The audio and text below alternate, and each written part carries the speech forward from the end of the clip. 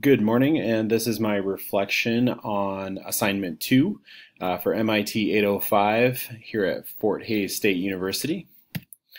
So the first slide we're looking at here is just a synthesis of the learning that I had done through completing this research assignment.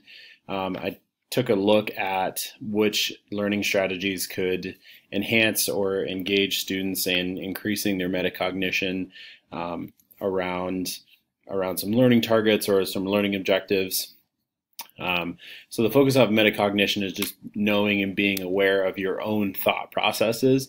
It's something that I'd studied about 2 or 3 years ago in a previous district with one of my former principals. It was something that she was really involved with. She's one of the lead learners of something called Project CHRIS, which is an acronym for Creating Independent Student-Owned Strategies. So it's something I wanted to try to dive into just a little bit deeper and find out which learning strategies could be used to enhance this for students. So some of the learning that I have done throughout this assignment was we need to really teach students how their brains are wired for growth, as that will give them a deeper understanding of why they know what they know and how they know what they know, and then also how they can tell you what they know and why they know. I mean, it's like one of those things that you hear about. Well, you know that I know that you know type things, but that's very much how metacognition works. I also found that replicating strategies with known content is critical to increasing students' metacognition. It gives them an opportunity to engage for mastery, especially when applying a new or a different strategy that they've learned before. And to further advance that is providing students opportunities for reflection and feedback.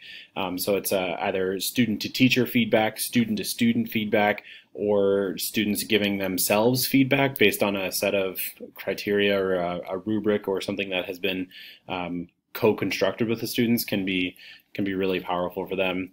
A reflective process that kids really need to go through for metacognition, something that I learned, is that they really need to reflect on what they've learned and how they've learned it, so that they can use that in the future. From a multimedia standpoint, if we can capture student thinking and their learning through some various multimedia opportunities, for example, Screencast-O-Matic or Loom, or any of those screen capturing opportunities that are out there, give students an opportunity to say what they're thinking and how they know what they know. Some of the big takeaways that I had from this, so I just looked at it from my current role, is emphasizing student self-reflection and engagement of content. So when kids can self-reflect on what they've learned and how they know it, we can really take learning to a different level. One of our building-wide focus areas moving forward is around quality feedback. We know that quality feedback doubles the rate of learning according to Hattie's visible learning research. So giving them opportunities, especially for student-to-student feedback on how they learned something, is the learning rate is just incredible there. And then just modeling some different methods and strategies for teams, either through professional learning, professional development, or posting some videos of me doing some of these different strategies with other kids. The collaborative process that we used had a pretty positive impact from the feedback that I was getting from my peers, and it was just another chance for me to receive some feedback from them on what they saw, what they liked and didn't like. They gave me some constructive feedback there, I'm sure. And then so just in conclusion of all this, we know that I've touched on this before, but how metacognition can double and sometimes triple the rate of learning. Technology can be a critical component to student self-reflection and peer-to-peer feedback.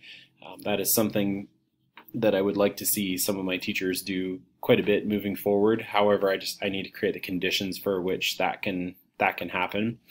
And then the strategies that kids will use have to be done with previously known content so they can engage for mastery, so that it becomes less about the process or the strategy and becomes more about the content. I feel like I've said that a number of different times throughout this course.